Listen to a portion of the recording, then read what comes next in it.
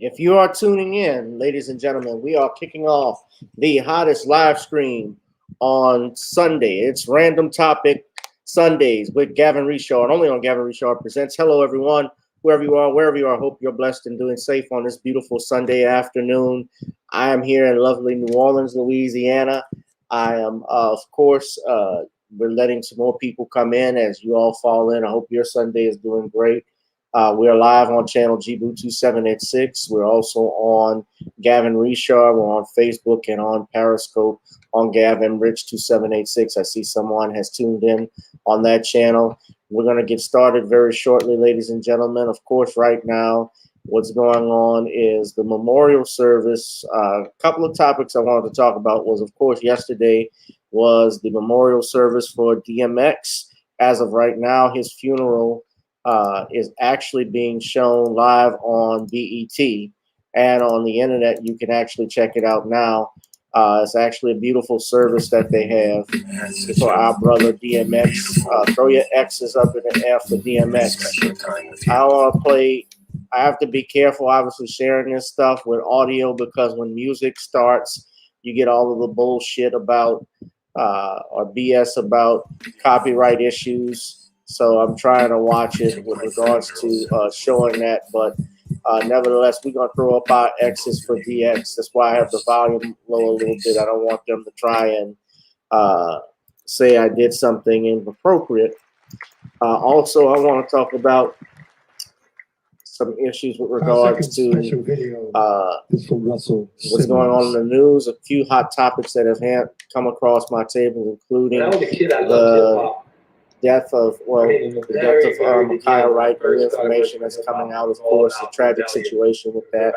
We also have stuff with dealing with the George Floyd verdict that came down. We also have to talk about this thing with Derrius Guise, who's a former LSU running back and NFL running back who's in a bit of legal trouble. So you all don't want to miss that. And, of course, we're going to talk about busted down Charles Barkley, talking about Georgia women, calling them bulldogs. This is Random Topic Sundays with Gavin Reshaw, and only on channel GBoo2786. Let us begin, shall we?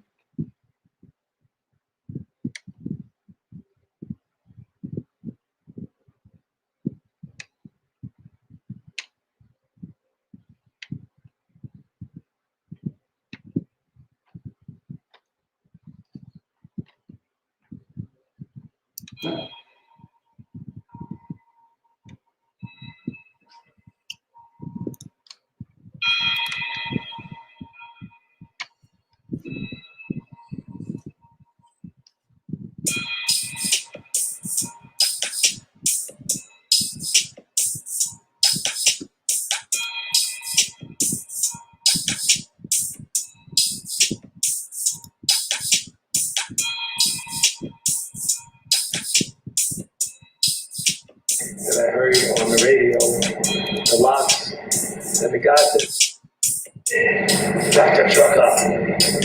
Like, oh my God, what a voice. Like, it wasn't the music, it was the voice. Like, what is that? So I called the office and I spoke to Leo, and Leo said, oh, we signed him. You signed the vocalist on the Locks record? So he signed it, right? So I went to the office, and then I heard the music. Loud, abrasive, more like Public Enemy, more like Run DMC, the Beastie Boys, more like the loud, abrasive thing that I had come to know that inspired Public Enemy whole. And there he was, Earl Simmons, my new superhero, my new inspiration. The person who changed everything for me and made me happy to go to work every day. I came to know him. I saw him go through struggle. I had been through struggle, so I recognized him. He's living, Unsucking One says, where's Russ living? A place where there's no extradition, right? Unsucking One.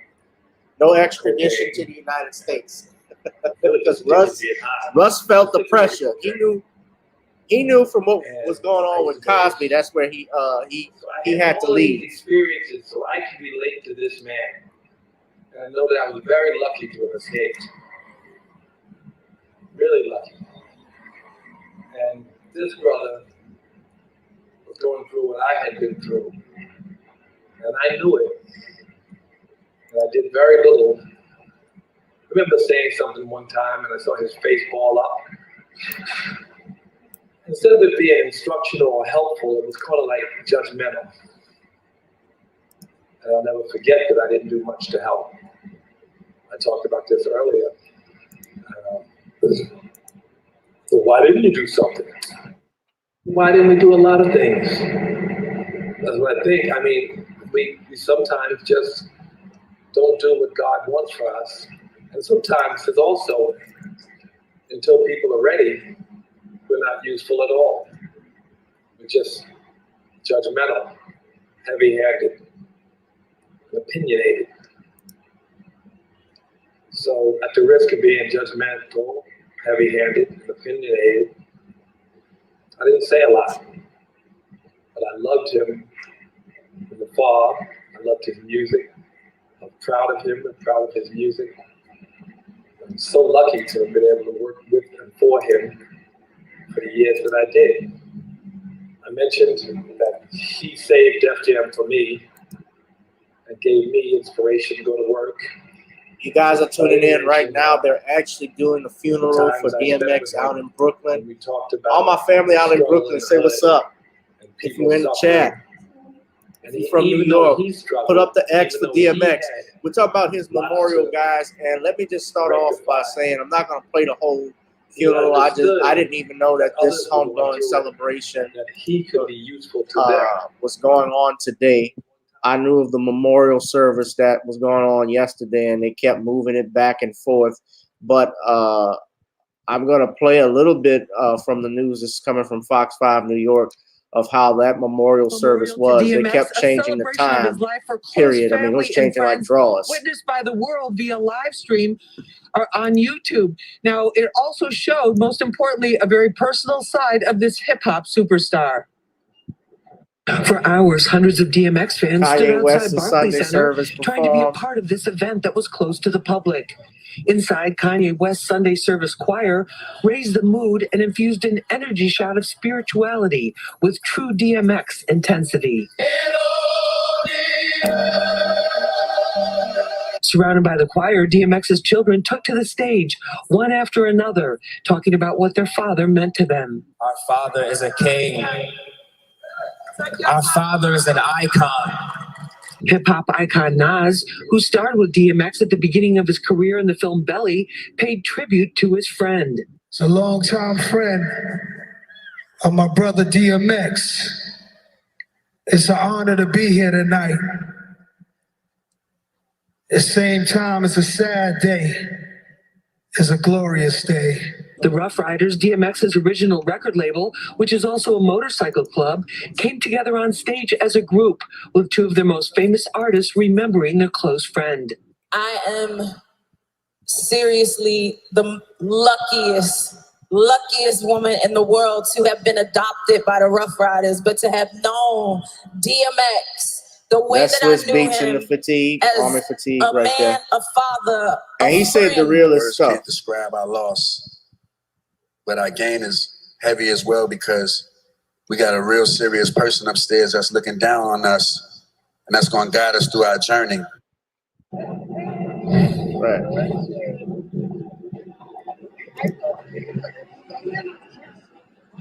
Now, we were asked why there was a delay of more than 2 hours in the start of the memorial. Apparently, there were production issues, and also some of that delay was due to the tight COVID-19 screening that was being done on all people coming through at the front door. But no matter what, nothing could dim the spirit of love and the energy that filled that arena as everyone came out to honor DMX. Things he really wanted you to do for him, which is pay attention. Minister Farrakhan actually just spoke and dropped some gems and did a eulogy, nice, beautiful eulogy for DMX that you can see here. I'm not going to, again, play through the whole thing because we got some topics to go through. But like I said, Swiss Beats actually said the realest stuff at the memorial service when he talked about how he exactly Unsung One, where were they in his life when he was living? Yeah, Swiss Beats actually hit on that. He's like, he hated the fake love that DMX was getting because, you know, everybody was making fun of DMX when he had his legal troubles, when he was going through his drug issues, and nobody really reached out to help this brother. I was really impressed with how the children spoke. DMX had about 13, 15 kids, man. And all of them spoke beautifully about their dad and the impact that he had on them. Especially the little girl who did the rap about how you have to keep your head up, how her daddy told her how to be strong. They showed clips of when DMX was on the slingshot ride with his little girl and she was scared. And when the shot goes up in the air, he's holding her hand, telling her, I got you, daddy's here, daddy's here. So I'm not gonna lie, man, it was really hard to watch at times because you could tell the impact that this brother had, and at 50 years old, that's just way too young to be dead. And you have the hangers-on, the people that that put their hooks inside of you because they want your money, they want your prestige, to be able to take care of them because they can't take care of themselves. And that's what Swizz was talking about. That was some real stuff. You have these hangers-on that are all in the celebrity, all those people that put their hooks in you, or their fangs rather, and bleed you dry. And one of the real things he talked about that I like that Swizz mentioned is that he said, everybody, when you get closer to the end, you should have a will. I don't get how some of our people, especially a lot of these celebrities, just don't have a will.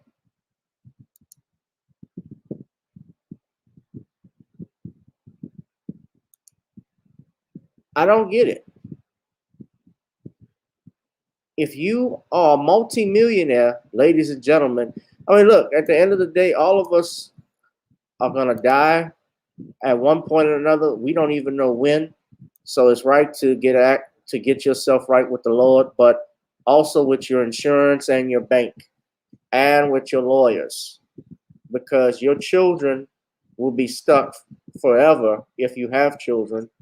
Fight, especially if you're in the music industry, fighting to get back royalties, fighting to get your masters, music, everything.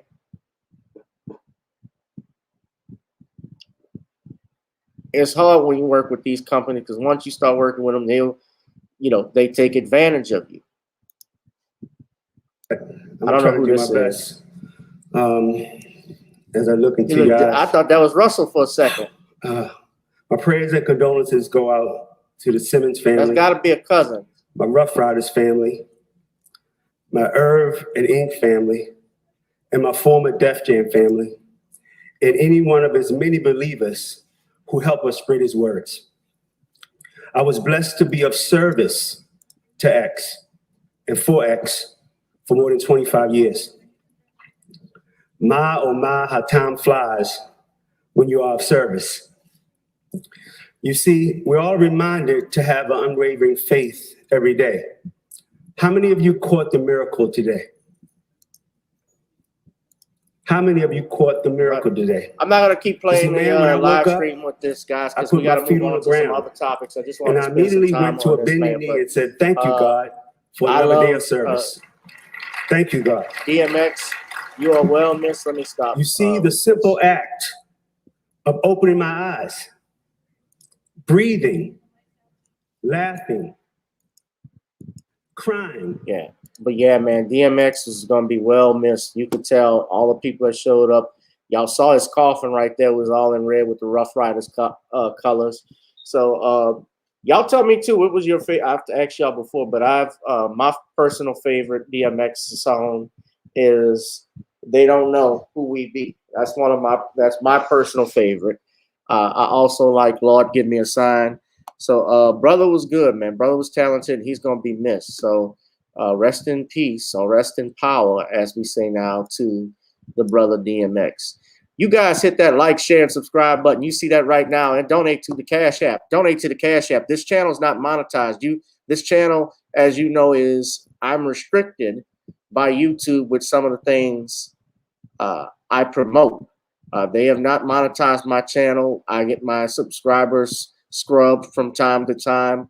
I'm not at 1,000 subscribers yet, which means the channel is not monetized. So the best way to support is to donate to the Cash App or to the PayPal or Google Pay at the bottom. Y'all need to do that to support our family, to keep this thing going. Even if it's $5, even if it's 10, I'm just grateful if you contribute in some way so we can keep the platform going and to move forward. We got some people in the chat. Welcome. You said, Lord, give me a sign and how it's going down. Northern Bell, that's one of your favorites. Northern Bell had put up, he always sitting like a little girl talking about Rush, the Rush card. Thank you for joining us. God bless us and good night. Yeah, Russ is all into that. He's into that yoga, stylistic, all of that crap. Slipping is one of your favorites. Yeah. Of course, his most popular one is probably X gonna give it to you because that's the one that's in the movies. It was in the recent Deadpool movie. I'm sure that's probably I think that's his biggest selling single, if I'm not mistaken. I could be wrong, but I mean that's the one that's frequently played everywhere. Hey, Northern Bell, you shouldn't have brought it up. I'm gonna bring it up when y'all put that stuff up there. So yeah, let's see who we got. We got people on Facebook, I'm sure, that left comments on here. People who have said something. We're gonna move into our next topic, though. Next thing I want to talk about, though, is of course, first off, let me say shout out. We had a great show Thursday. Shout out to Sean James and to John Winthrop of Cajun Fire Brewery. I've gotten nothing but positive feedback from that. Let me just say shout out to him. We talked about what I wanted to talk about was the Ma'Khia Bryant shooting again. I just wanted to touch on it very briefly. And we've talked about it all week, guys. It's a very emotional thing. A lot of people are upset as to what happened to this young lady. Did not have to happen. I see Derrick in the chat. What's up? And Steve, Mac, what's up, brothers? How y'all doing? It's very tragic what happened to this young lady because I've learned now what this whole situation was about, this whole shooting stuff that did not have to happen.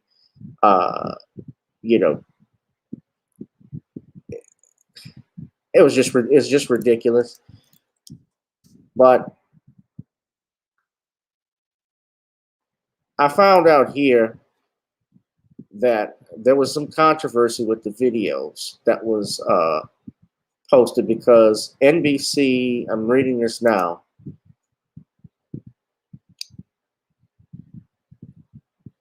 that NBC left out when the 911 call went out, obviously, that was made by Ma'Khia, with regards to Ma'Khia Bryant. They left out or edited a portion of the 911 call that was made. Now, I don't know the type, obviously the type of living situation that the young girl's in. It's a foster home. But, and I saw Nicole talking about this. Shout out to our sister Nicole's View. Her live stream just wrapped up about a second ago, about an hour ago earlier. Shout out to her. I don't know what happened, but it appears from what the details are is that this whole argument or shooting result, this whole thing escalated over a messy, unkept house. According to CNN, and I don't like quoting CNN, but two other women, and I'm going to play the video right quick. Police say 16-year-old Micaiah Bryant was shot and killed by an officer after she, apparently armed with a knife, lunges at another girl after attempting to attack another one. So it attempted to attack one and then was turning to lunge at the other. The new footage includes video from the body cameras of other responding officers. So you can see multiple angles over time. So you're going to get all of this. I do want to warn you, though, that the video that you will see is, of course, very disturbing. Jason Carroll is out front. Hey. What's going on? Hey, what's going on? Hey, hey, hey, hey, get down, get down, get down, get down. It all happened in seconds. A police officer opens fire, shooting and killing 16-year-old Micaiah Bryant as police say she lunged at someone with a knife. The chaotic moments before the shooting captured by the officer's body camera. Tonight, the city of Columbus releasing 2 911 calls that prompted their response Tuesday afternoon. Amy, you can talk to me. We got these grown girls over here trying to fight us, trying to stop us, trying to put our hands on our grandma. Get here now. City officials also released extended body camera footage from the officer who shot Bryant. Columbus police identified as Nicholas Reardon. As seen on his body cam video, when Reardon arrives, he quickly gets out of his patrol car and runs toward a group in a driveway of a home. That's when Micaiah Bryant moves toward another person, appearing to push her to the ground. Reardon can be heard shouting to get down, and that's when the girl appears to lunge at another female in pink. The officer shouts to get down several times, then fires his gun. 4 shots can be heard on the tape. No, you ain't shoot my baby. You shot my baby. Police released this slowed-down version of the body camera footage as well. It shows what appears to be a knife in Bryant's hand as she raises it above her head toward the person wearing pink. After the shooting, the female in pink, who Bryant appears to lunge towards, spoke to officers. That's what the police did. She came after me With a knife? Yeah, so he got her. Bottom line, did Micaiah Bryant need to die yesterday? How did we get here? This is a failure on part of our community. Some are guilty, but all of us are responsible. Franklin County Children's Services says Bryant was in foster care in the county. Her mother, Paula Bryant, spoke to TV station WBNS. She was a very loving, peaceful little girl. She promoted peace.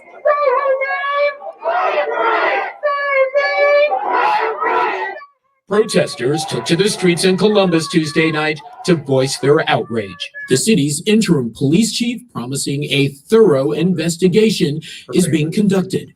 Regardless of the circumstances associated with this, a 16-year-old girl lost her life yesterday.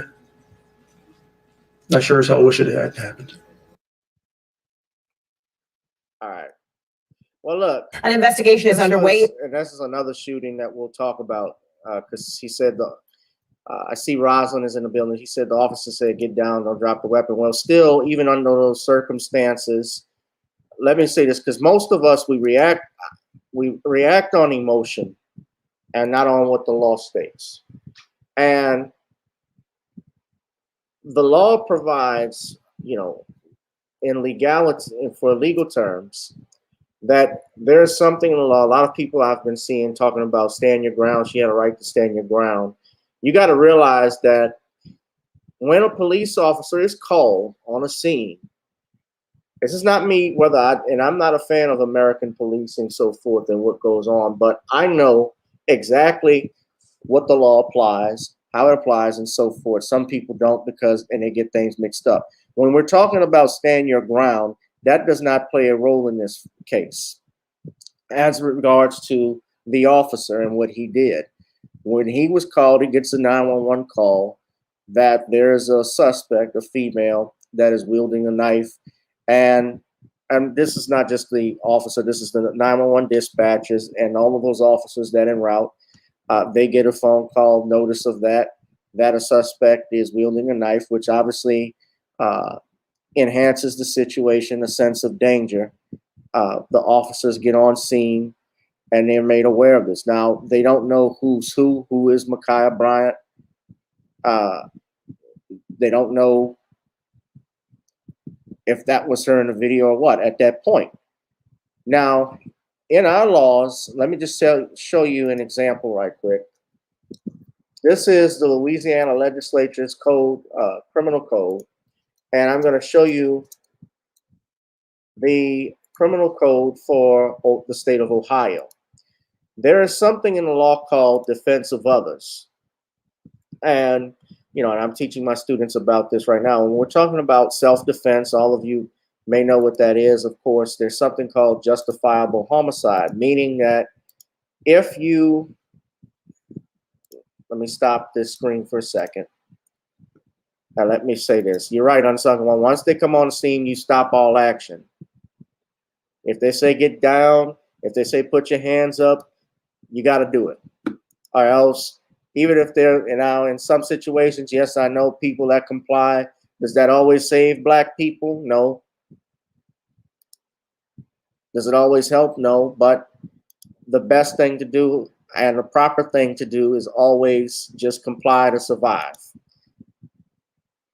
So a justifiable homicide, this is the revised statute, Title 14, states that a homicide is justifiable when committed. Oh, I got to just clarify for the record. This information is just my opinion alone. It does not constitute any legal advice nor an attorney-client relationship. I have to say that for the record. A homicide is justifiable when committed in self-defense by one who reasonably believes that he is in imminent danger of losing his life or receiving great bodily harm, and that the killing is necessary to protect himself or save himself from that danger.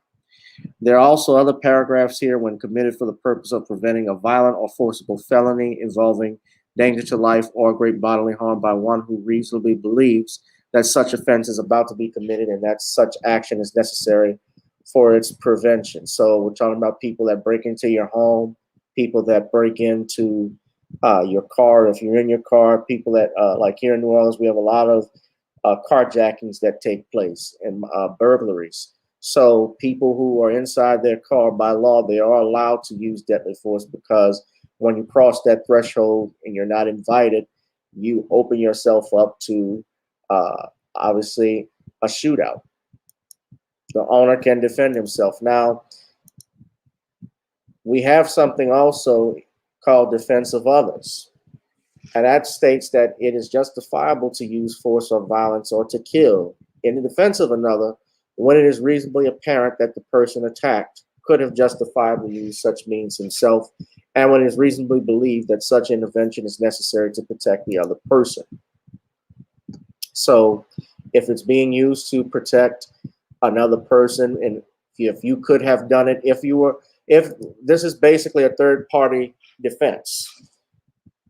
If it could have been done for, meaning that if this person could have tried to kill you, yet they're trying to kill someone else, you can use deadly force to defend that person if you reasonably believe that the intervention is necessary to protect that person. So if someone were attacking my, a stranger, a child, or even if it were another family member, and I believe that they were in danger of losing their life or receiving great bodily harm, I could use that, that action. Now, this is Louisiana, of course. So let me just show you. So we go from Louisiana. We're going to go to Ohio's statute. Now,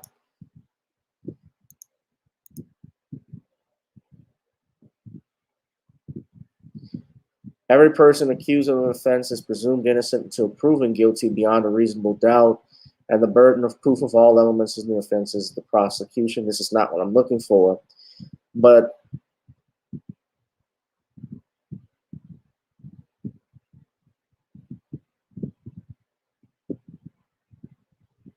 says here, a person is allowed, this is a paragraph B1, a person is allowed to act in self-defense, defense of another, or defense of that person's residence, if at trial the person who's accused of an offense that involved the person's use of force against another, there is evidence presented that tends to support that the accused person use the force in self-defense, defense of another, or defense of the other person's residence. The prosecution must prove beyond a reasonable doubt that the accused person did not use the force in self-defense, defense of another, or defense of that person's residence, as the case may be. So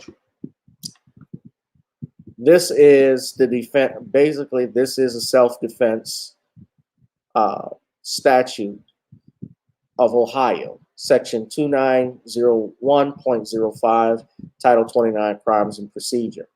So what this states is that if you, what I'm reading, Donald, is why the officer likely will not face any charges from it. This is what the law states.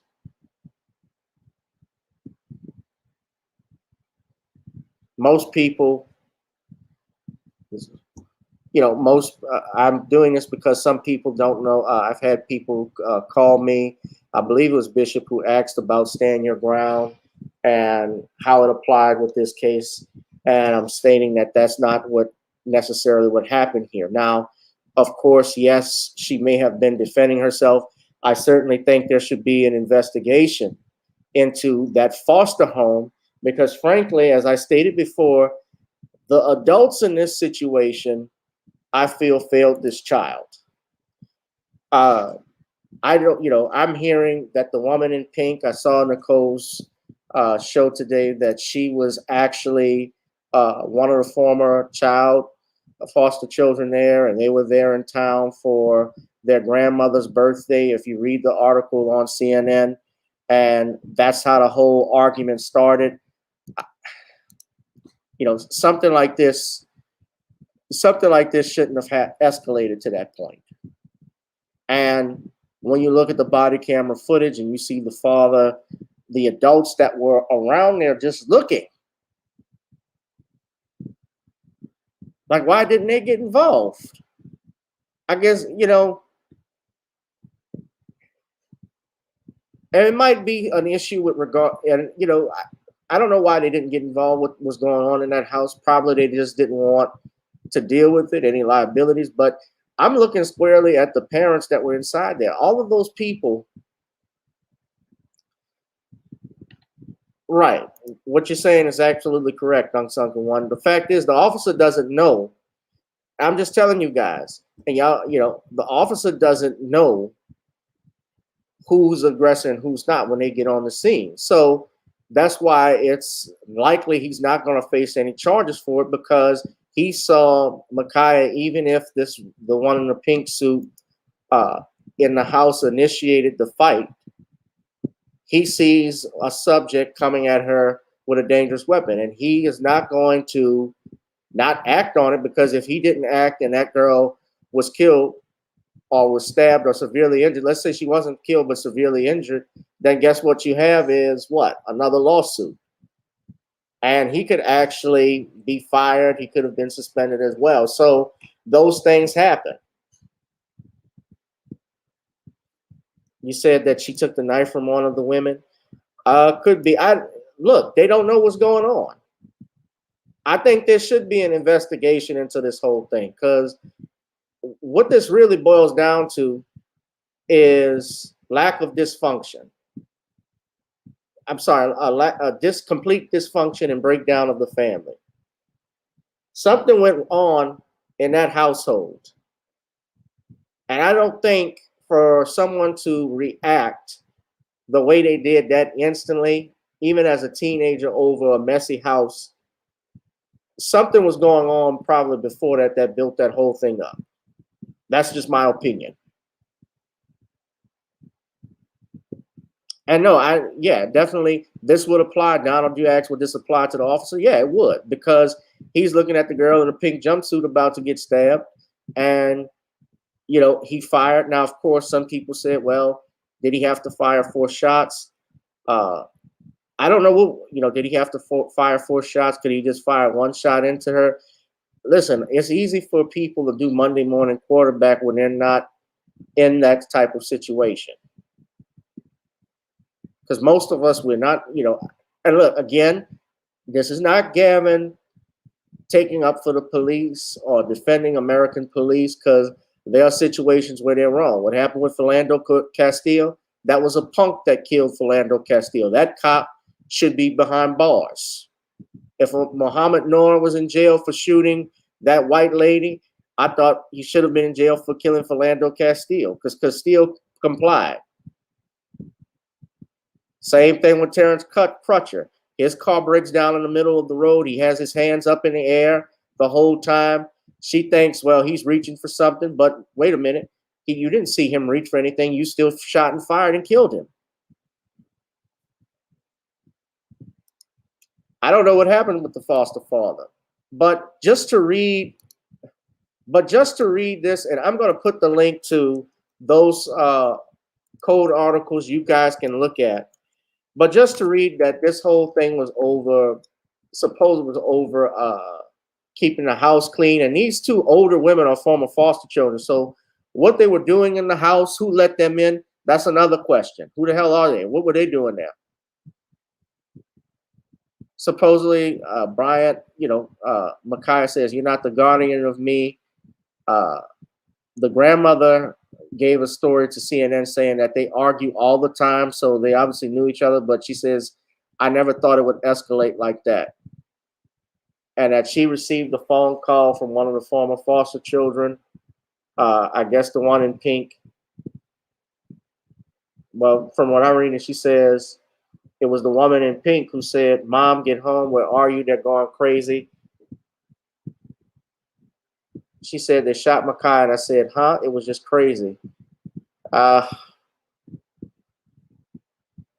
This makes it all the most tragic, man. Yeah, he was a marksman in the Army.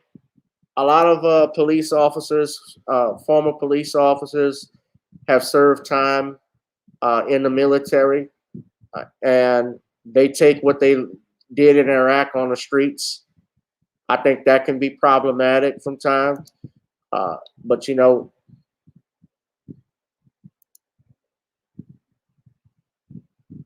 I'll put it to you like this: Department of Child and Family Services, they should be looking into this, and certainly think twice about having any more children over at that house, because something is wrong. I did see Nicole played the video of the sister. And of Micaiah's sister, who is visibly upset. You could hear it, obviously, because she lost her sister. I feel bad for the whole family. I feel bad for the sister and the people, all of those people over there. And I feel bad that this girl was killed, because it didn't have to escalate to that point, man. But man, we got to start taking care of our business. You guys, if you can avoid calling the police and can handle a situation in-house, do it.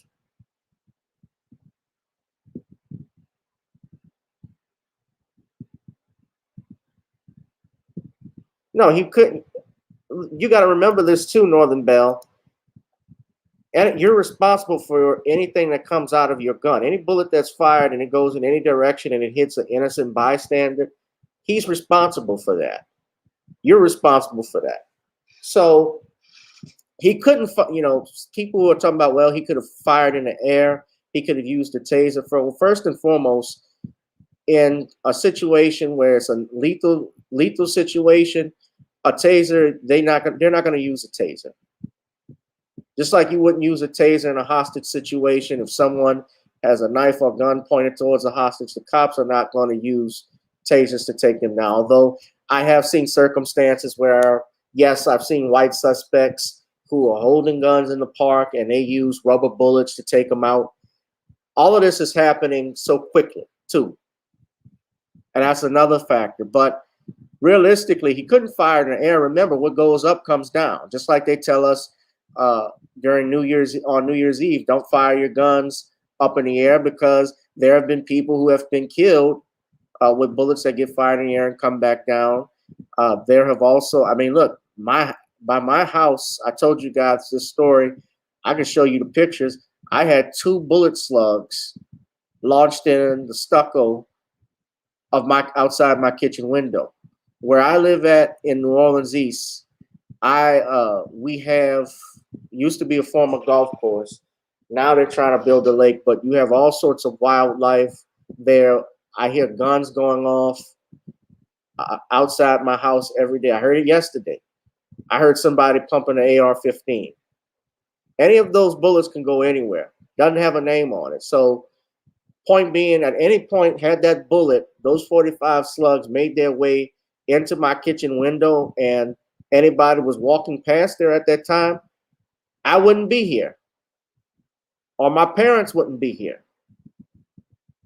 This is crazy. But as the saying goes, shit happens. And I'm grateful I am here. It's not my time. But, tasers, they're not going to use that in that type of situation. I really just wish this whole thing didn't escalate. But it's highly unfortunate that this kid is dead. She's actually a very cute girl.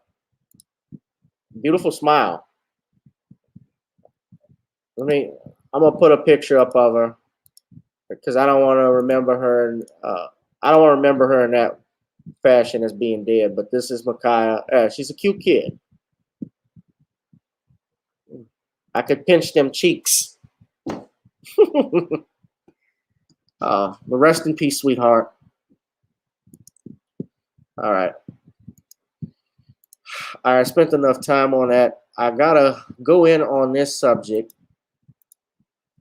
I was gonna save this one for last, but I got two other subjects I want to get into. But we gotta talk about coon ass, fat ass Charles Barkley and some remarks he made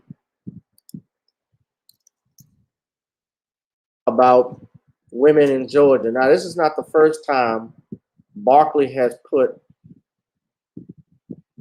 his foot in his mouth. Then again, you can't blame somebody who doesn't have brains to begin with. Charles says what's on his mind, but he has no mind. But Charles Barkley talked about Georgia women. He says here that he described Georgia, the only school in the world that named their mascot after the floor. Contavious Caldwell Pope, where'd you go to school? Georgia. Yes, indeed. They had 29 on the night. Only school in the world. They named their mascot after the women down there. So totally uncalled. Wait, totally uncalled. Bulldogs. You said, I didn't even know that. Uncalled. Bulldogs. Not even going to dignify that with the response. The only women in the world where they named them, where the mascot, the Bulldogs, is named after the women. Personally, I just feel like all the women, personally, all the women in the world, they're not, I think they're ugly, especially from Georgia and San Antonio. This is the same dude. All right. He has the nerve to talk about anybody's wife or mother, especially when your wife looks like Nick Nolte from 48 Hours. I want the Iceman, damn it! I want the goddamn Iceman. Come on, Reg. You had Cruz pick up the gun. Y'all remember that? 48 Hours? That's him. That's the Iceman right there. No, man, I didn't want to believe it.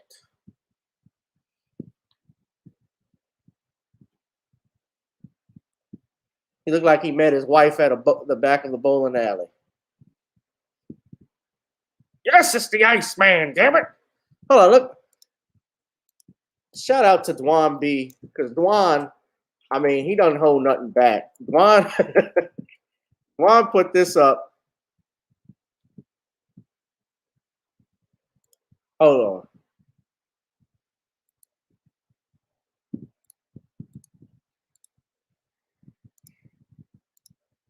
Shit. Charles Barkley's wife looked like her name is Randy. Shit, I thought that was Hellboy. That's Busey. I said,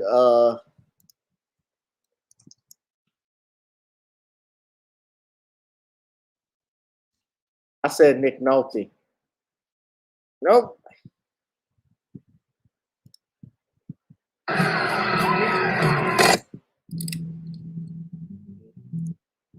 There we go.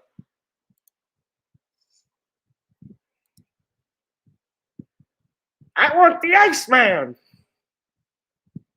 You know, Ben. I'm gonna get a copyright strike if I play the video. I didn't want to believe it. Wait a minute, let me see if I can play a little dialogue. Jack, we can work this out. Just let me out of here. You're a disgrace, Ben. You're a disgrace, man. Nothing worse than a bad cop. You're a disgrace, Charles.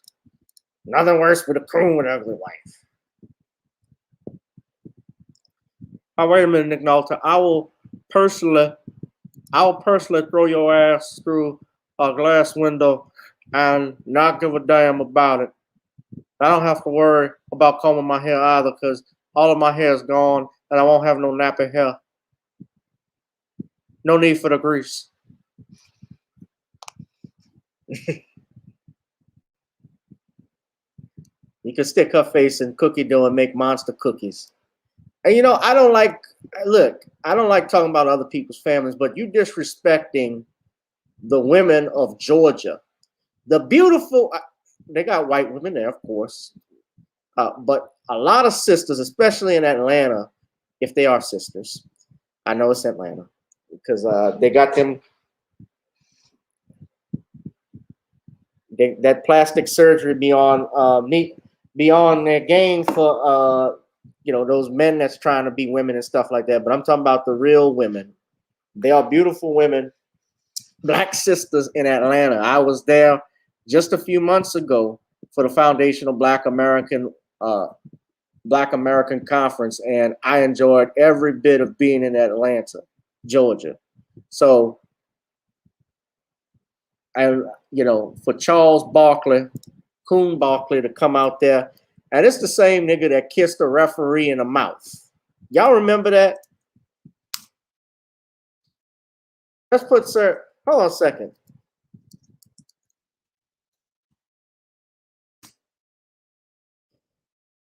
Y'all remember this crap? Warning, it's gonna make you sick.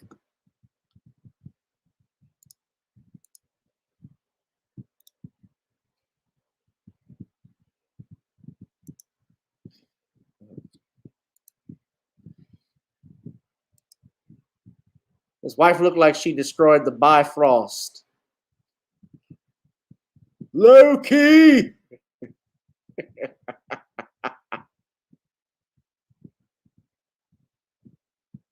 Hold on a second, guys. I'm trying to. Can y'all see this? Simmons, they win at 100 tonight. Yo, did you close your eyes? That's all I'm asking. Yes, you did. That was happy. That was slow it down. Hey guys, America, that looks a lot worse than slow motion. Yeah. Your eyes were closed. That's a habit. It was just a habit. You liked it. You liked it.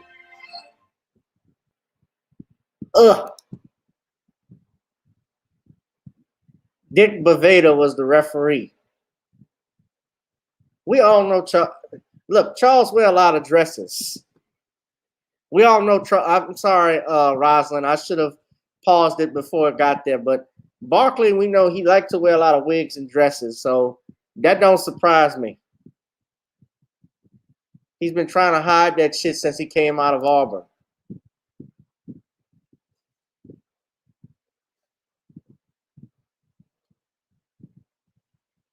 You know, personally, I just feel, you know, that he was such a good kisser. I couldn't give it up.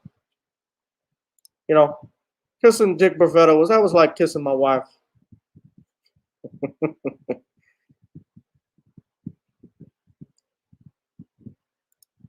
Of course, his wife is white.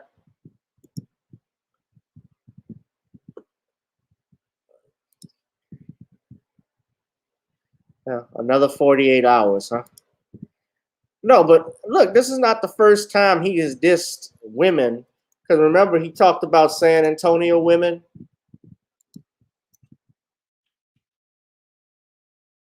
against San Antonio women. I got family in San Antonio, so I didn't like that shit. Let me play it. That was awesome. From Bleacher Report. I mean, the people we got working behind the scenes here. Well, they don't work for us. That's Bleacher Report.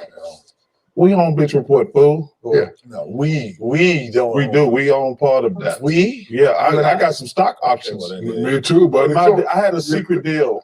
So now the series goes. You know who represented me in the secret deals? Who's that? Michael Cohen. He So represented now- all of us. So now the series goes to San Antonio. I just set you up all the Yeah, time. just thinking. Where the Spurs have won 11 in a row, Shaq. You know, the Spurs, the system, you can never count them out. If they compete like that, Yeah, you can. If they can compete like that, Yeah, you at home, can. and they shoot better for the 3-ball, don't interrupt me. They have a chance. You already did it. They have a chance. They have a chance. Okay. Yeah, you know, they can't shoot a 4 for 28. So I'll tell you what, just make it light on yourself. I'll give you the Spurs right now. Hey, the bank of Shaq Kofi is always well, it'll be less money if you want to, whatever you name your price. You don't think that the Spurs can win a game at home? I do not.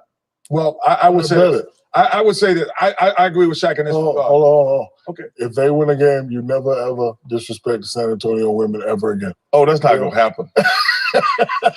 First of all, I want to. People think I don't like San Antonio is an amazing city. It is. I love Take the bet. I Would you love take the bet being or there not for take the the bet? Final Four. Would you take the bet or not?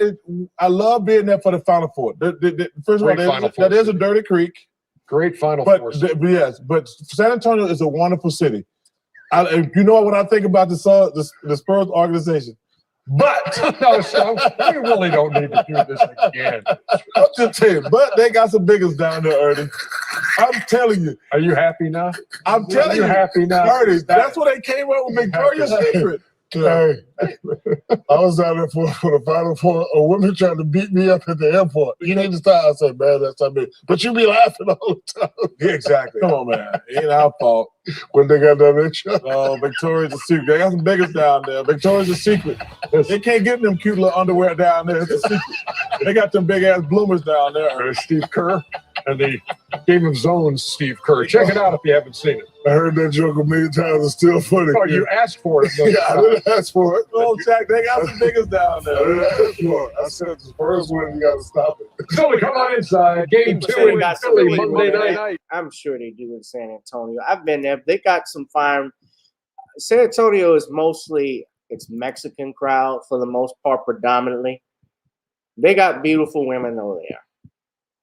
But I had family there, so I didn't appreciate that. But you know, Charles Barkley calling the women of Georgia bulldogs. When Charles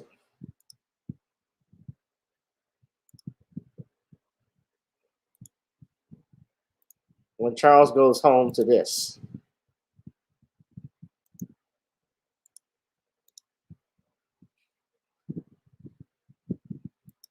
Hey, Jack, thank you for a You're very disgraced, pleasant day. Okay? Charles. I got no car, I got no money, and I'm gonna fucking end the day off with this goddamn dope man Uzi by my tail. This in San Antonio women. And Georgia women, you know, fucking asshole.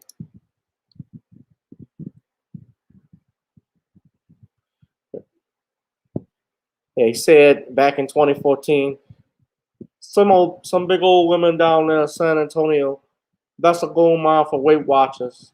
Yeah, Victoria is definitely a secret in San Antonio. They can't wear no Victoria's Secret down there.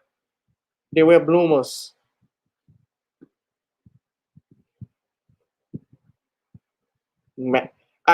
I'm doing less than what Corey Holcomb did on his show on 5150 a few years back. Because they went off on Charles Barkley, especially Corey. He didn't care.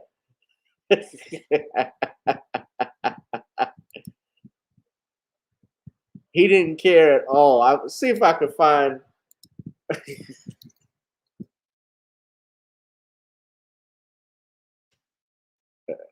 Oh, I hope you don't get mad at me if I share this, but it wasn't never about that. Jim was saying, look, it ain't about you. No, it wasn't about I don't me. own this. It's the 5150 show, but I gotta play this. Yeah, get his back done. Oh, they got the ball fade in front. Let me ask you, what do you think Jim Brown's opinion is of Charles Barkley? I meant to ask that yesterday on the Zoe Wood show. He called Charles Barkley out 20 years ago when he was talking about I don't own this, but Jim this said, is ain't nobody funny. a role model, but what you are is being irresponsible with the power that you have, because a lot of the athletes, that was Jim's greatest frustration. People thought he was, jealous of these young cats because he done skin got is old like the it wasn't skin never on a about that. turkey Jim was sausage. saying, look, it ain't about you. No, On a it wasn't smoked about sausage, me. you put in the And here's pan. the difference. When I was in your position, I knew the power I had, and I knew I had options. Because when Jim, they treated him like a sharecropper. He said, here's what y'all don't know. I already got a 3-pitcher deal. I ain't got to play no four. You can't tell me when to come in here. And he walked away from the game at 29 years old when he was the best player, without a doubt, in the NFL. He had options. And what he was saying, it wasn't just him. It was Bill Russell. It was all the great athletes. They put it all on the line because it wasn't about sports with them. They knew what they represented. They represented communities and their people. Well, And they their was people going were through. getting They was mistreated, going man. through some shit that wasn't. See, this right here is some really wicked, planned out shit. They make it seem like black people have advanced. See, Bill Russell couldn't even eat in the same restaurants with the teammates who wasn't getting no playing time. His Caucasian teammates who couldn't get playing time. Wow. So it was like your back was against the wall. You had to be another tight. way. Yeah, you had to be. Now they make you think that it's better, and even though black teens are getting killed unarmed, they have niggas like Charles Barkley come on TV and justify the police one way or another. Charles Barkley. I hope he died. You quote that. But you could tell. I will be at your funeral with a makeup artist to put on another wig and dress on your garbage ass. Because he wear a lot of wigs and dresses. If I ever meet him, the first thing I'm gonna ask him is, have you ever fucked a man? Wow. Because you put on a lot of dresses and you married to a bitch who looked like Satchel Paige. That's what I'm married to. Now, but again, Charles Barkley without basketball is a big nigger. Can we just be honest? How white people would see him, big, inarticulate nigga. And the shit he talking about people who are in a lower social demographic than he is, right? He would be that without basketball. So for him to be sitting back because he's had basketball and been able to play it and then be able to move away from he went there and destroyed their team. I think Karl Malone got some shit to say about that. It wasn't Tim Duncan. But they talk about his career. How was he the greatest player, power forward, when he went to? He was the greatest underachiever. He went to Houston and destroyed. Undersized but underachiever. He was destroyed their team. You said Corey folded. I don't know what happened if Corey ever met him, but I remember when this aired because Barkley had defended the cops, especially after the Michael Brown situation and the police shootings that were going on. He was way off code, but again, this is somebody who never saw himself as a black man. If it weren't for the game of basketball, as what Zoe Williams said, where would Charles Barkley be? He would be on the streets. He would be profiled like a Michael Brown or a Michael Brown or a Tamir Rice, a Trayvon Martin, any of those men. And remember when they tried to do a show, TNT actually did a show a couple of years ago. They ran a pilot with Charles Barkley after the Ferguson thing, and he went up to Baltimore. And those people in Baltimore chewed his ass out. Chewed his ass to the bone. Black folks are gonna stop watching TNT. They don't stop fucking with me. No, it was that bad. Because he started out with that kissing Charles ass stuff. He's talking about Kenny Smith when he wrote that letter. He eased into the fact that he couldn't sign off on the things that Charles said. Oh, here's the letter right here. They done put it up on the screen. Boy, these chat room motherfuckers is cold. They got the letter right here. So okay, let's give Chris his credit. Shit. Okay. That's right. That's a long ass letter. We can't Oh, well, read he had a that lot he shit. needed to say because the people were so outraged that folks had already started talking about boycotting TNT. But he's so willy-nilly with his criticism of black people. Fuck Charles Barkley. I hope his mama die. Well, damn. Okay, now. It's her fault too. It's her fault too. Time out. If it wasn't for her, the world I just wouldn't think have he's to a deal big dumb with Waloo. this. But we can't take away the cool in him. He is not dumb like you think. He is doing it to stay in favor of white folks because he a fat garbage motherfucker who got DUIs and everything while he was on TNT. Shit, people know Brawling and shit. Yeah, brawling in bars, throwing niggas through windows. Because he talk bad about black people. Well, here's what he need to do. He need to realize. Fuck your mama, Charles. Damn! I ain't going. I can't co-sign that. Well, he's one white Fuck woman. your mama. I said it. Fuck your mama, Charles. God damn. Tell that bitch I said shut up just for that shit you said. He's one white woman away from being OJ too. And No, Charles Barkley is intelligent. Charles Barkley knows he a fat garbage motherfucker. So he married a bitch that wouldn't dare leave him. She knows she can't do better than him. He's intelligent. He's not as dumb as you think. What it is, he doesn't have the work ethic to go and read books and come up with slick ass vocabulary. But that nigga saw an ugly bitch one day when he was bowling. And when that bitch got through mopping the bowling alley, he married that bitch. Wow. Fuck Charles Barkley. Okay, if Charles Barkley come up here, what's gonna happen? Hey, you saw what he did to Shaq. He scooped Shaq Okay. when they was fighting. Shaq Okay. can't fight. I didn't see that. That's basketball. Pull up YouTube Are you talking about when they was at that wasn't no that blows, wrestling though. match, the Lakers against the Rockets. Shaq just did not lose his control because he's just too powerful, man. Charles could. Look at that ugly bitch. Can everybody see that bitch? Oh no, That's an ugly bitch. That's somebody. They can see her. That's his wife. That's his That's wife. his wife? That's Hey, his wife. hey, Chuck has the right to say what he needs to say, but he can say whatever he wants to say. But Rent that movie. what he needs to understand is we're going to respond. There's consequences. There's consequences for saying some dumb Rent shit. the movie Gladiator. In that first fight, it was this big ass barbarian. I don't know what he said. He said, "Talk to or something." That's what Charles Barkley's wife. I thought that was Charles Barkley's wife in that Wow. movie. That big barbarian they killed. They took about 8 of them to kill him.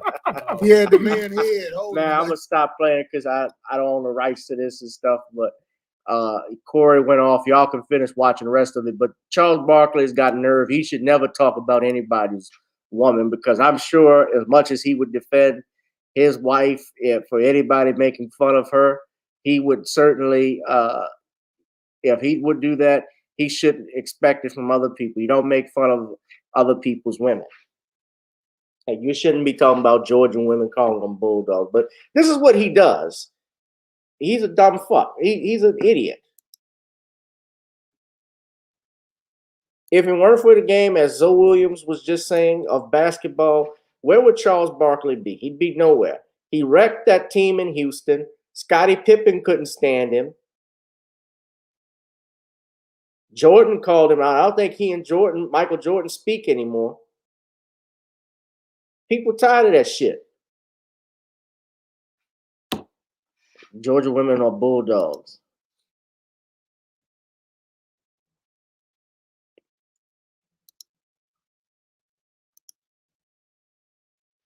This is the same nigga that spat on a little girl at a basketball game. I'll never forget that. He got DUIs, got busted for trying to get a blowjob wearing a pink suit. He should shut up. But there's a reason why they give these men the microphone, ladies and gentlemen.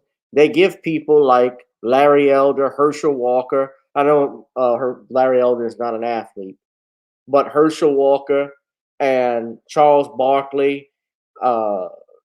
Is it Dexter Manley? Because I remember he said some coon shit a couple years ago, former Washington Redskins defensive lineman. They give these Negroes the microphone because, number one, if it weren't for the game of football or basketball, whatever sport they played, they'd be nowhere.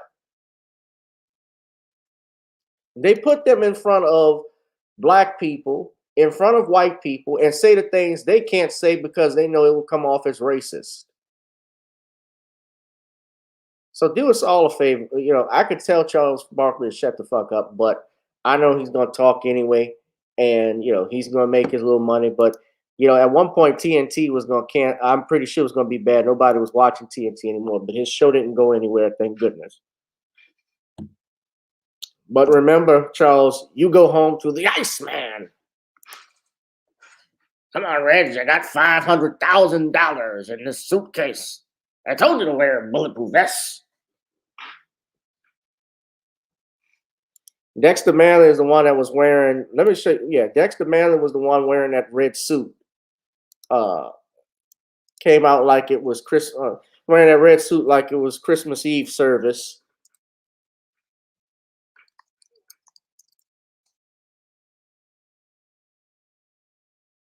Yeah, I remember this. This was it. He just doesn't become shaken in the face of adversity, and that for a young quarterback is crucial to being successful. Yeah, I would say a lot of it, he got protection up front and gets the ball out of his hand. That makes a big difference. He gets the ball, he goes through his progression, he reads the defense. And Robert, you know, as a quarterback, most of the black quarterbacks, they like running because they probably used to running from the laws. And so I think more importantly is that this guy's gone through his progression. He just plays well. Yeah, that's gonna be hard to come after that. But I will say this about Kirk Cousins: he has not gotten hit at all this year. How many times? Cokehead Dexter Manley.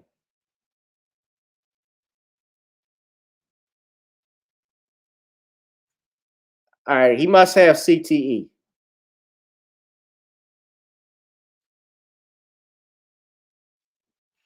But I'll never forget that. Yeah, that's exactly what he said.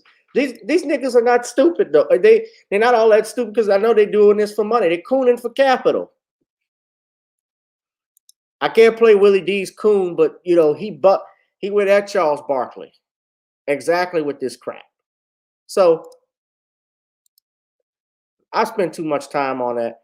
Yeah, but that's the type of stuff, man. These athletes are idiots. I spent longer than what I wanted on Charles. Let me get to my last topic. We still are talking about athletes, but yeah, brother, Charles, go back home to the Iceman.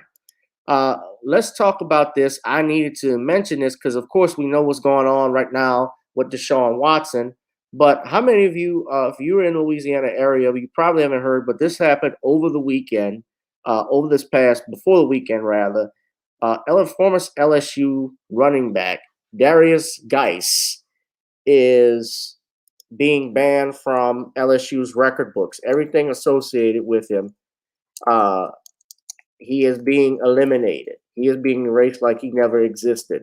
Guise, of course, is a former running back for the LSU Tigers. He's also did professional football for a very brief period with the Washington Redskins. He is being removed from the LSU record books. He broke various records in that 2019 season when LSU won their national championship when they beat Clemson that year. So they've scrubbed him from the entire record book. Now, this is what's happened according to this. This is coming from ESPN. LSU, which is struggling to recover from an ongoing sexual assault, and well, here's a clip of it right here, courtesy of ESPN. I don't know if I'll get a copyright claim, but guys, this is owned by ESPN. Of course, I'm only sharing this information for educational and news purposes, so I don't own the rights to it, but it's covered under the Copyright Act of 1976. Derrius Guise's name will no longer appear in LSU record books. The school is in the process of effectively severing all ties with the running back charged with multiple sexual assaults. LSU is also firing its longtime law firm, Taylor Porter. That move coming amid sweeping changes at the university after the Guise allegations, as well as a report showing systemic failures to report incidents of sexual misconduct, which also involved former football coach Les Miles.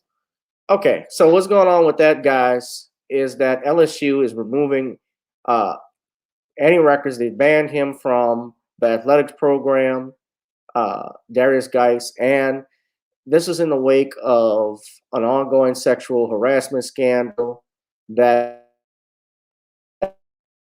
is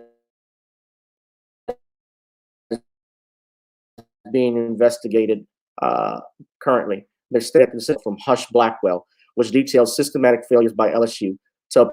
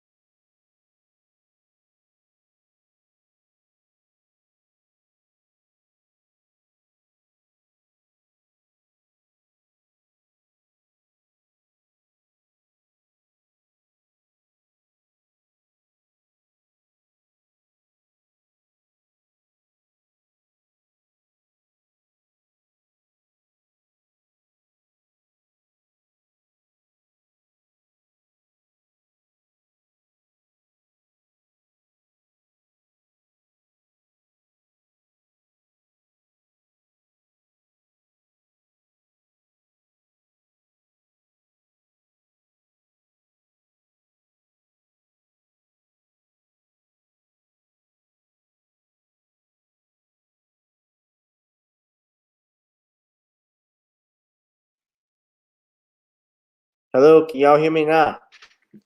I don't know what happened. I got kicked out. I don't know what part we stopped on. Did you guys see the clip? If you guys saw the clip, give me a thumbs up.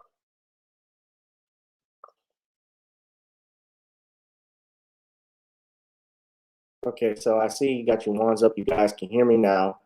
All right, good. Did you all see the clip? I take it you did. So essentially, what I was saying is that they have banned Derrius Guise from the record books over at LSU. They have also banned. Have also scrubbed him from. Not only scrubbed him from the record books, they fired their own law firm, Taylor Porter. Now, Taylor Porter had been representing LSU for over 80 years. I'm quite familiar with them. Big law firm in that area.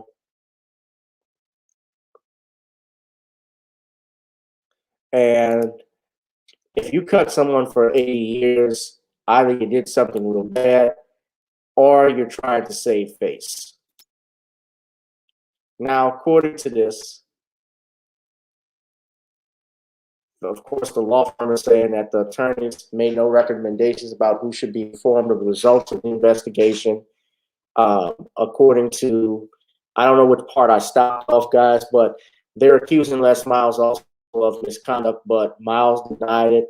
Miles, of course, will have to step down from Kansas as a result of it. And basically what they're saying is that they failed to accurately report these sexual assault or misconduct cases. Remember, under the Barack Obama administration, there was new policies that were put in place under Title IX where, on college campuses, if a female accused male of sexual misconduct or assault, that without due process, without even a hearing based off the girl's accusation, that student or that person could be removed automatically without due process. Donald Trump was changing that when he was president. He was not following that at that time. But of course, around 2016, I believe, is when Les Miles was fired. And according to this, back in 2013, Joe Oliva had actually recommended that Miles be fired as the head coach of the basketball program. Now, David Shelby, who was Taylor Porter's general counsel, and Taylor Porter was representing LSU for the last 8 years. Like I said, I'm quite familiar with that. They said our firm attorneys made no recommendations about who should be informed of the results of the investigation. Indeed, it was not our place to do so in light of the issues presented by the investigation. Any suggestion that Taylor Porter orchestrated or participated in a cover-up is absolutely false, and in time, a full record will make this clear. It says here further that LSU is imposing additional discipline on several of its staff members, according to information provided by LSU on Friday night. Assistant Director, Athletic Director Verge Osbury, who received a text message in 2018 from a football player who admitted to hitting his girlfriend, but didn't report it to police or Title IX, is suspended from football games this season. He already completed a 30-day suspension without pay and is now going through training on sexual assault. He is required to provide personal responsibility training and sexual misconduct training annually for groups across campus. Now, here's my thing. All right. Here's the only issue that I have. And look, I have heard about, now some people are saying, you can't hear me. Hold on a second. Can y'all hear me?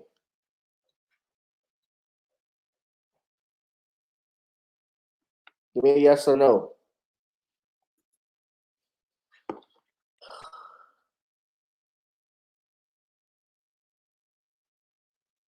Okay, you can hear me. All right. So here was what I was saying is, okay, if you guys have been following me, because Cheryl just said she couldn't hear me, but essentially they're scrubbing Derrius Guise from the record books.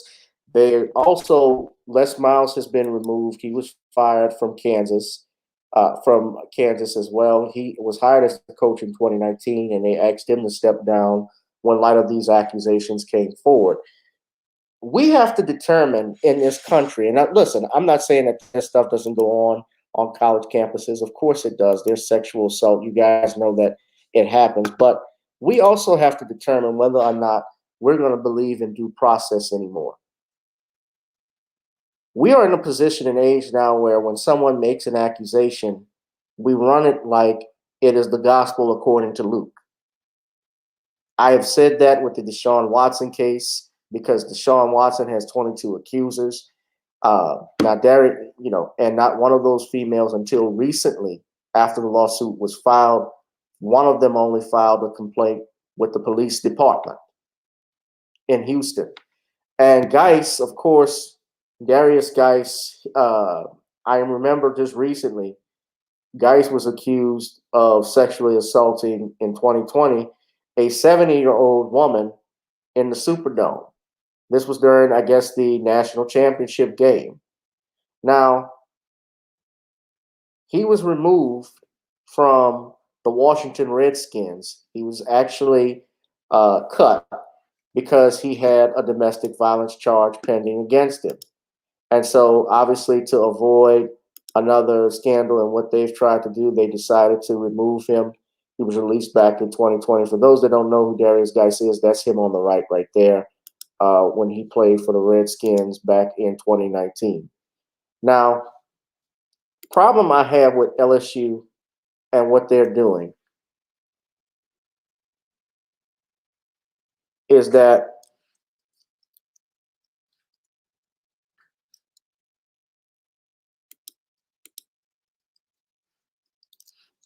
this guy on LSU's campus, you guys may or may not have heard of him, but Zach Mettenberger. Zach Mettenberger Oh, I got receipts. At one point was quarterback of the Georgia Bulldogs. And the coach at that time, Mark Richt of Georgia, he's still a coach there, cut him from the team. According to this report, this is ESPN, by the way.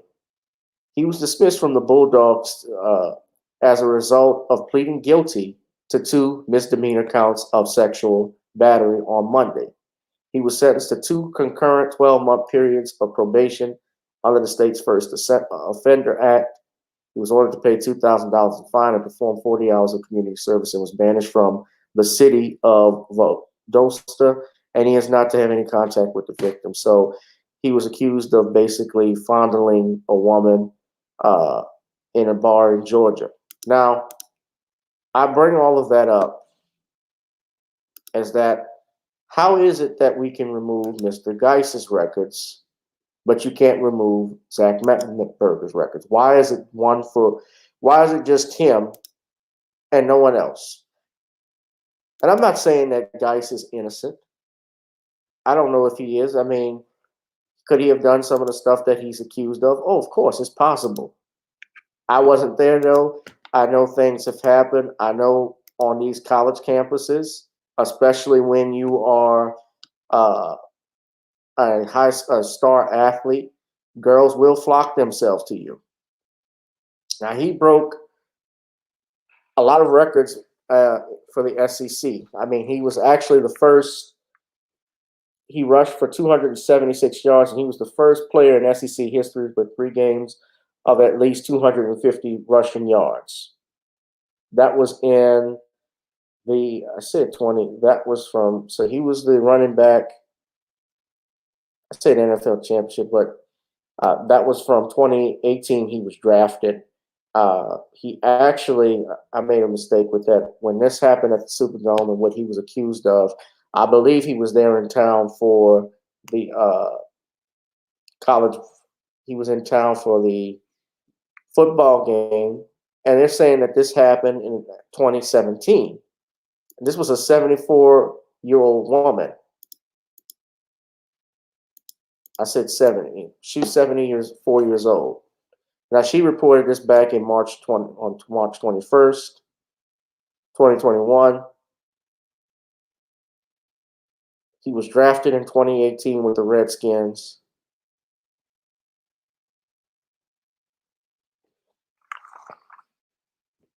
And he's accused of sexual assault 3 times. He's had domestic violence issues. He's been charged with strangulation, assault, and battery by his girlfriend. Now, notice they ran this article, and they're talking about banning him from all of this. But has Chad Wheeler been banned from the NFL for strangling and nearly killing his woman?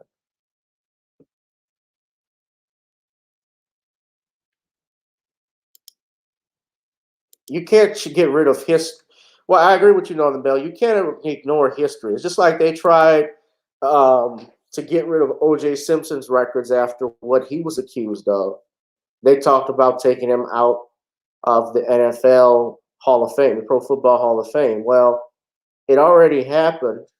He was in the Hall of Fame before all of those charges he was faced with came into light.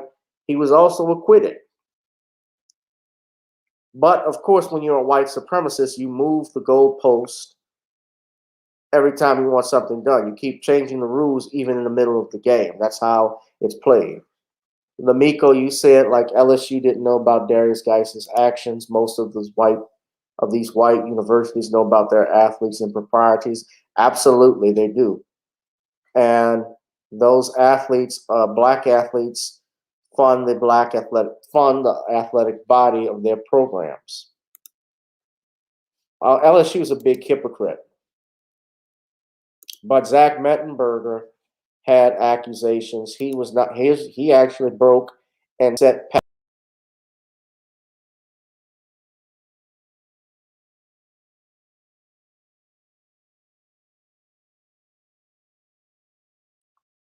Yes, he has broken. I'm sorry. Mettenberger broke and set passing records for LSU. They ignored these allegations that he had in charges. They're not taking his records down. I think a lot of this part of coming about now that Joe Biden is president and we're going back to that far, trying to go back and push that far left agenda about Me Too. And, you see the Me Too movement is back in swing. You see the accusations against various celebrities now. All that stuff is coming out. Now they're talking about this big, I don't know if you saw this, but this producer in Hollywood who I heard is a jerk off. This producer who's violent. In fact, I'm trying to see what his name. His character is Tom Cruise's character in Tropic Thunder is based off of him.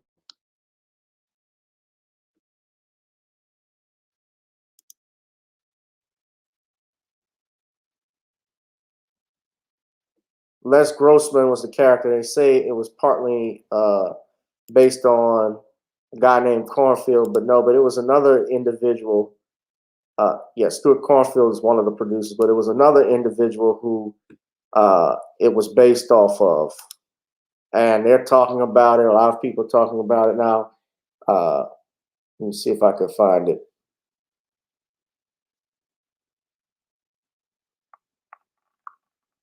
Scott Rudin, that's his name. People are complaining about that now. But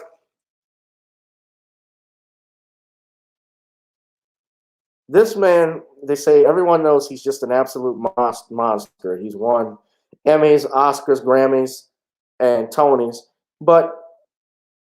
And 30 assistants have stepped forward.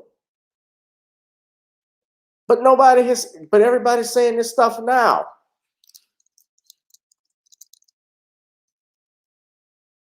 Not defending him, the guy seems like an asshole. But why are we all coming out now? This man has been in Hollywood for almost 30 years. Over 30 years. 42 years.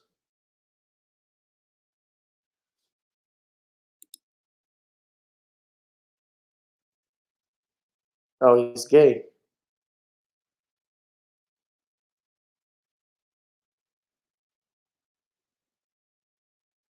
Damn, I'm surprised they came out against him.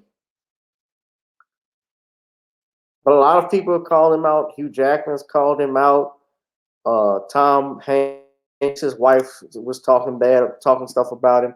But y'all get my point, is that everybody, like you said, Lamiko, they know about the improprieties of their athletes. And most people, even in Hollywood, they know the improprieties of the actors and producers and the stuff they get down with. Again, I'm not defending Derrius Guise, but as of right now, yeah, he's big gay. I'm surprised they're going after him. And I'm mentioning this too because tonight is the Oscars. I don't have any intentions of watching it. I'm not going to say that Derrius Guise is innocent, but on the flip side, I'm not going to say he's guilty either. But this is what they do. When you're an athlete, you have no control over your body of work. You can do all of that, but just on the accusation, just to be accused, you can lose everything.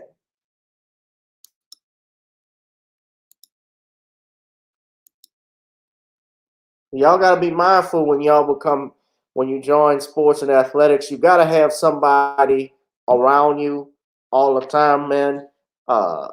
Please wear cameras, have everything, and watch how you treat the ladies too, because that's important. Women should be treated with respect, of course, absolutely. But I don't know what happened. I'm reading here, he said, a 74-year-old woman, he was saying, I like to F women like you older women, because y'all know y'all like us young men to F y'all.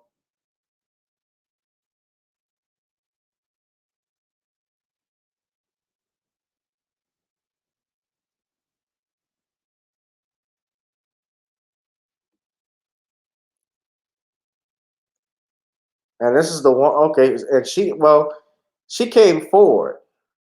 So she didn't hide her face. She came forward, but this was from 2017. So maybe she didn't say he touched her. I have 3 granddaughters and I have 5 great-granddaughters, but I'm also here for other young ladies and women my age that may be harassed. It sounds so pitiful. You messing with a woman that's a grandmother and a great-grandmother. Just horrible. You know, and I just can't. I think about it all the time. I can still see him standing in front of me and saying these horrible things to me. And I just like I say, I'm not just here for myself. And I had to come here today and let you all know that LSU hides a lot of things, a whole lot of things that's going on in this, on that campus. This didn't happen on the campus, but still in all, he scarred me. He scarred me. It says further that Scott had informed current LSU football coach Ed Orgeron of the incident, and he offered to put Guise on the phone to apologize, asking that she please forgive him. But Orgeron has stated he denied ever speaking to Scott.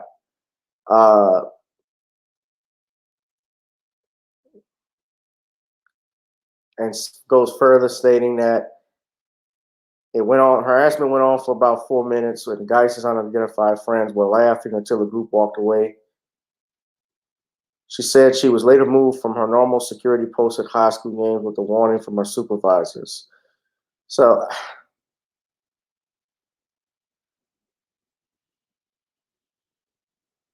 she said she was so hurt and I was so nervous and upset. I don't know what to make of this one, fam.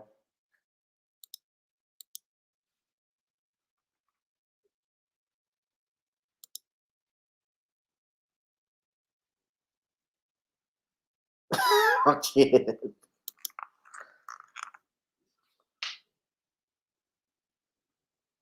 Yeah, the Oscars still come on. Kid said, I can understand an Angela Bassett type, but not Maya Angelou. Nah, man, that's somebody's grandmother.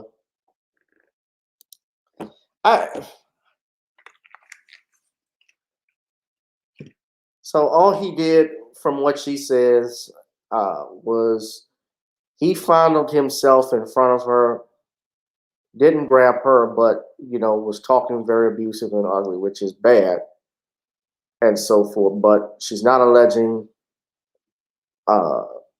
any straightforward assault. Washington has Stadium Strip Club. Yeah, that stuff, look, all of that stuff goes on. Women fooling with these athletes, that's nothing new.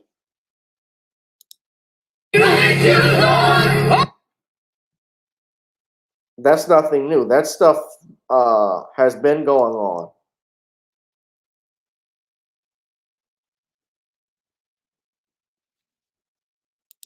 But I'm going to get on out of here, guys. But yeah, man. But Derrius is 20. I believe Derrius is about 25, if I'm not mistaken, 23, 24. He was born, let's see. Guys, it says here, he's about 25.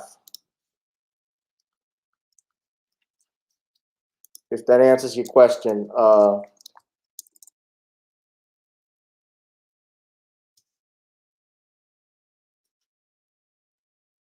He's 23, excuse me. He's 23. I got off on Florida Evans. Yeah, man. If he did that, that's sick. Damn.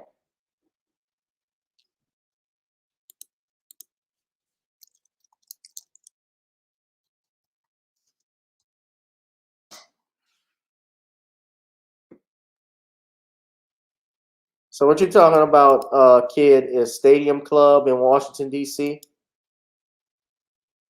That's inside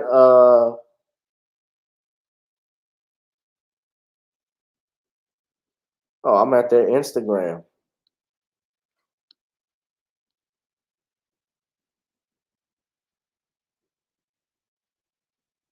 So what? I don't know. What was the purpose of Stadium Club? Is that just where the boys hang out? Hey, look at Steve-O! Look at Steve-O!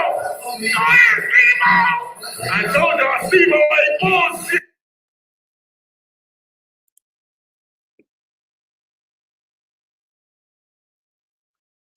All right.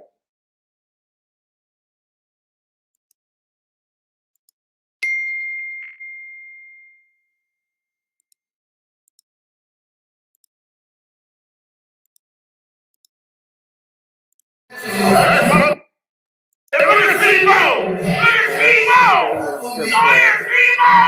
I told y'all Steve-O ain't bullshit. That's my nigga. We party like this every week. I appreciate you coming to fuck with a nigga, Steve-O. Let's go, Pretty Red. You good? You really take that shit on this.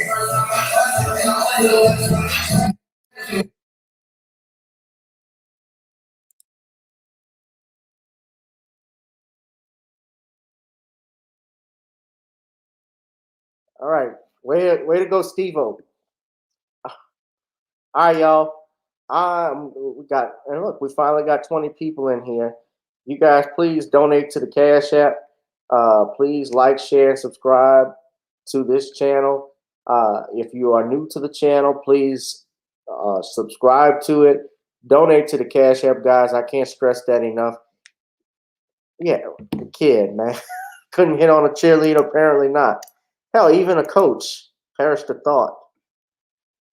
One of them assistant. What about those female assistant coaches that we see? I remember that clip where that female trainer was checking out old boy from the football team with a smile.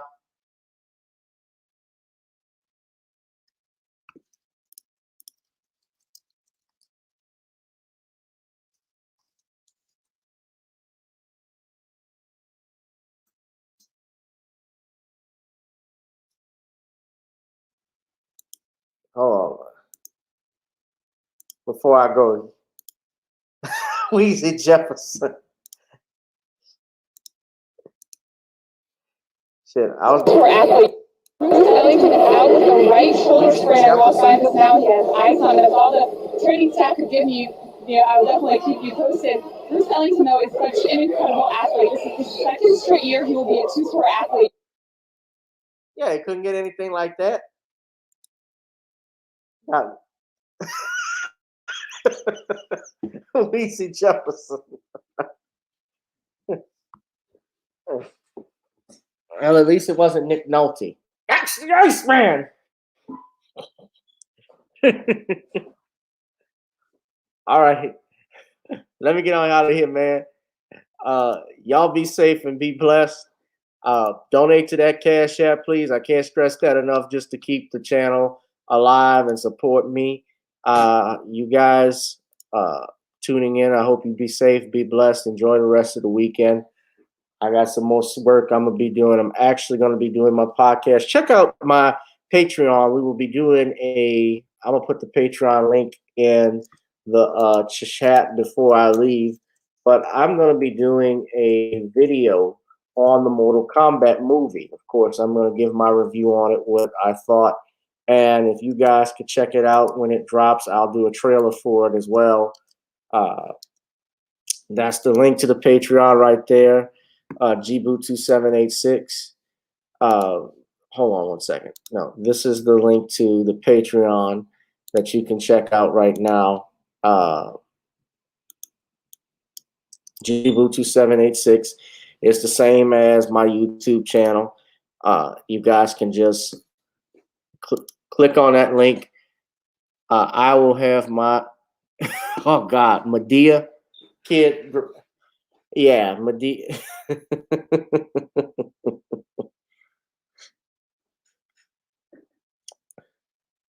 I think he was messing with Ella Payne. Curtis.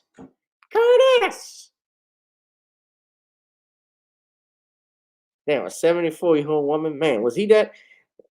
How horny was he?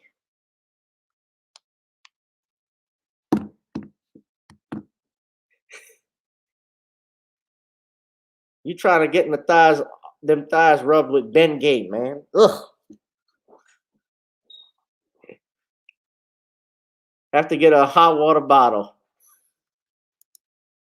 for the pain. Mom's made. Mortal Kombat. I want to see what y'all thought about the movie. So y'all check out the Patreon a little bit later.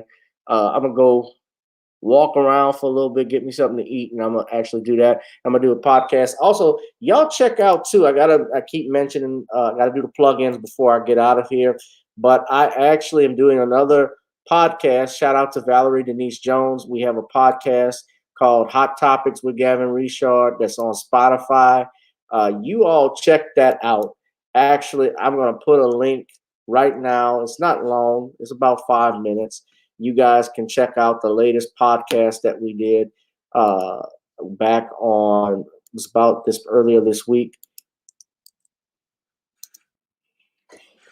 But that's the link to the new podcast. You also subscribe to that as well. Oh gosh, come on, kid. Kid, you killing me today, man. And Jemima. All right. But yeah, y'all check that out. Check out the Patreon. Check out the Spotify, the new podcast. Also check out my podcast, Gavin Richard Presents on Anchor. I'll be dropping one shortly. I'll holla.